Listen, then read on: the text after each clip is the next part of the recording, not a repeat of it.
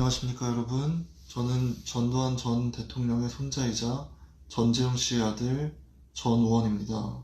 저는 오늘 이 자리에서 저희 가족이 아마 행하고 있을 범죄 사기 행각에 관련돼서 이를 밝히는 데 도움이 되고자 동영상을 찍게 됐습니다.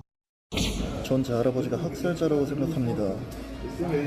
그리고 그는 저희의 나라를 지킨 영웅이 아니라 범죄자일 뿐입니다.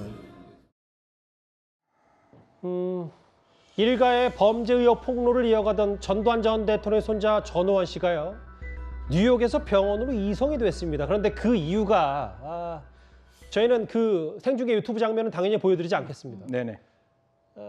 다만 이거를 마약 투약하는 걸 생중계했고 병원으로 이송이 됐다.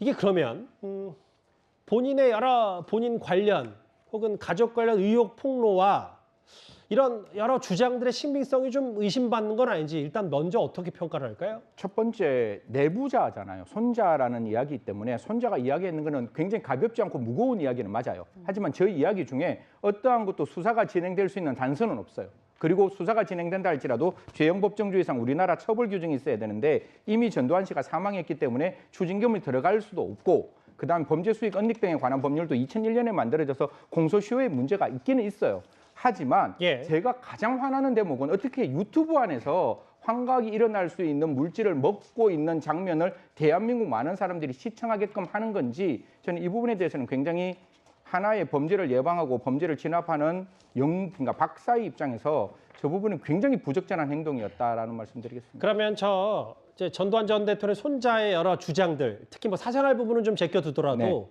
앞으로 뭐 검은 돈이나 폭로와 관련된 거에 대해서는 검찰도 이렇게 글쎄요, 환각 증세와 관련 없이 좀 더 들여다보긴 해야 된다, 이 말씀이신 거죠? 그렇죠. 그 부분에 대해서는 증거에 따라서 가는 겁니다. 사실 저 손자라는 사람이 주장했는 게 아니라 정말로 어떤 문제에서 비자금이 흘러들어가는 루트가 계좌를 통해서 확인된다면 확인된 계좌에 대해서 비자금을 다시금 우리가 추징할 수 있느냐는 논외로 가야 되겠죠. 그런 게 새롭게 입법이 됐을 때를 생각해서 들여다볼 수 있고, 이거는 법적인 문제가 아니라 국민의 감정의 문제인 거잖아요. 당연히 그 부분 들여다봐야 되는데, 지금 이제 환각작용을 일으키고 저런 행동을 통해서 병원까지 갔다라는 일이 있으니까 당연히 저는 그러니까 나아야 된다. 그 부분은 100% 알겠습니다. 공감하지만 개인적인 생각에 저 부분에 대한 또 형사처벌은 논외로 처벌받아야 한다는 말씀드리겠습니다. 검은 돈, 뭐 연희동 자택에 대한 여러 폭로까지 했기 때문에요.